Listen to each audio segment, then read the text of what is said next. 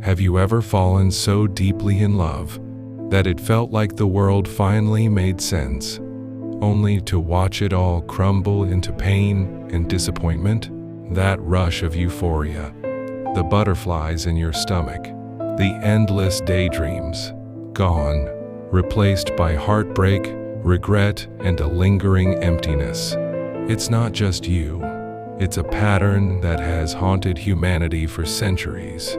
But why does love, this supposed pinnacle of human experience, so often end in suffering? The answer lies in the brutally honest philosophy of Arthur Schopenhauer, one of the most pessimistic thinkers in history. He didn't see love as a beautiful gift, but as a cruel deception, a trap set by nature itself to ensure the survival of the species. And today, we're diving deep into his metaphysics of love to uncover why romantic passion inevitably leads to pain. If you've ever wondered why your heartbreaks feel so inevitable, stick around. This might just change how you see relationships forever. Think about it.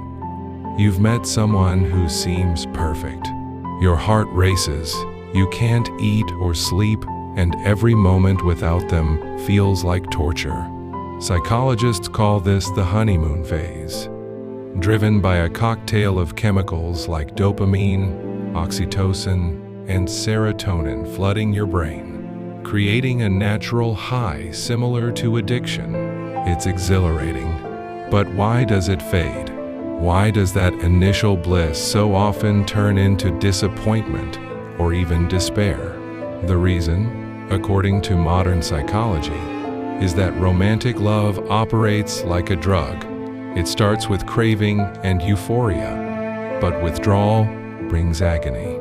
Studies show that the brain regions processing physical pain overlap with those handling social rejection and heartbreak, making emotional hurt feel literally physical. But Schopenhauer took this further.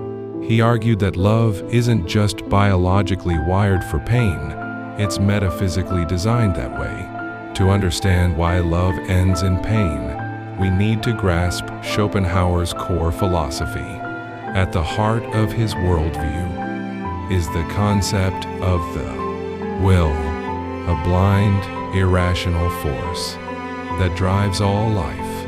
This will isn't about personal desires.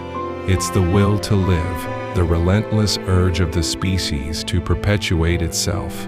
Love, in Schopenhauer's eyes, is nothing more than this will in disguise. He wrote in his essay, Metaphysics of Love, that every kind of love, however ethereal it may seem to be, springs entirely from the instinct of sex. In other words, what we call romantic love is just nature's clever trick to get us to reproduce. You think you're falling for someone's soul, their laugh, or their dreams. Schopenhauer says no, it's all an illusion. The species needs offspring with the right mix of traits. The father's character combined with the mother's intellect, as he put it. Your passion is programmed to select a partner who complements your genetics, not to bring you lasting happiness. But why the pain? Because once the illusion serves its purpose, once reproduction happens or the potential is realized, the veil lifts. Schopenhauer explains, the purpose of every man in love is to beget a being of a definite nature. After that, what remains? Disillusionment. The intense yearning fades, and you're left with the reality of an imperfect person. If the love is unrequited, the suffering is immediate and profound. The greatest pain of all, as he described it for those passionately in love. Even in mutual love, the initial passion wanes, revealing incompatibilities, boredom, or resentment. Schopenhauer saw desire itself as the root of suffering, influenced by Eastern philosophies like Buddhism. Love amplifies this. It's a desire so powerful that its satisfaction only breeds more desires or exposes the futility of it all. This isn't just abstract theory. History is littered with examples of love's tragic end, perfectly illustrating Schopenhauer's point. Take Romeo and Juliet, Shakespeare's iconic lovers. Their passion seems pure and eternal, but from Schopenhauer's view, it's the will to life at work. Two young, fertile people, driven by instinct, blinded by illusion. Their story ends not in bliss, but in double suicide, a stark reminder that unchecked romantic desire leads to destruction. Or consider Cleopatra and Mark Antony, whose legendary romance fueled wars and empires. What started as intoxicating attraction ended in betrayal, defeat, and mutual death. Schopenhauer would say their love was never about them as individuals. It was nature's stratagem, using passion to propel historical events while leaving personal ruin in its wake. Even in literature, like Tristan and Isolde, the medieval tale of forbidden love, the protagonist's ecstasy turns to torment, culminating in death. These aren't anomalies, they're patterns. Schopenhauer noted that instinct everywhere works, as with the conception of an end, and yet it is entirely without one. Love promises fulfillment, but delivers pain because its true goal, species survival, ignores individual happiness. Why does this happen? Why can't love sustain itself without crumbling? Psychologists point to attachment styles and unrealistic expectations as culprits. When we fall in love, we project ideals onto our partners, ignoring flaws. But as time passes, those projections fade, leading to disappointment. Insecure attachments amplify this. If one partner fears abandonment, small conflicts escalate into heartbreak.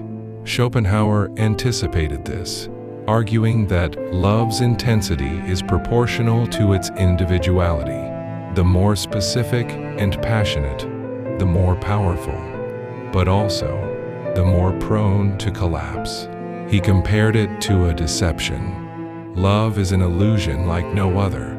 It will induce a man to sacrifice everything in order to obtain this woman, who in reality will satisfy him no more than any other. This mirrors modern findings on love as a natural addiction, where the craving phase gives way to withdrawal symptoms like depression and anxiety.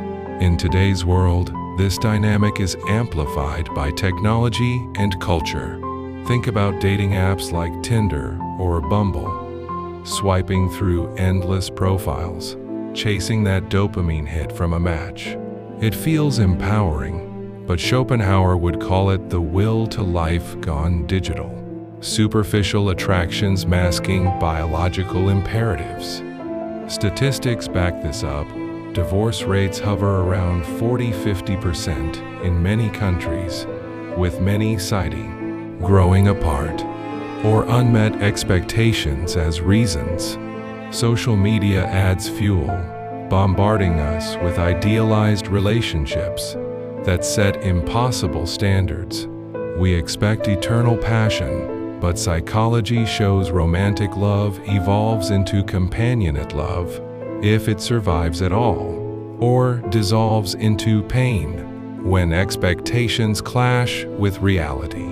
Why the disappointment?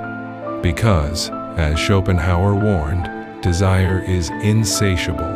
One relationship's end leads to another's pursuit, trapping us in a cycle of temporary highs and inevitable lows. But why does society romanticize love despite its pitfalls? It's the mirror effect in reverse. Love's illusion comforts us, distracting from life's inherent suffering. Schopenhauer believed happiness is merely the absence of pain, and love provides a brief escape. Yet, When it fails, the pain is amplified because we've invested our ego in it. Neuroimaging confirms this. Rejection activates the brain's fear centers, triggering primal responses like those to physical threats. In group settings, like social circles or online communities, sharing heartbreak stories normalizes it. But it doesn't erase the isolation.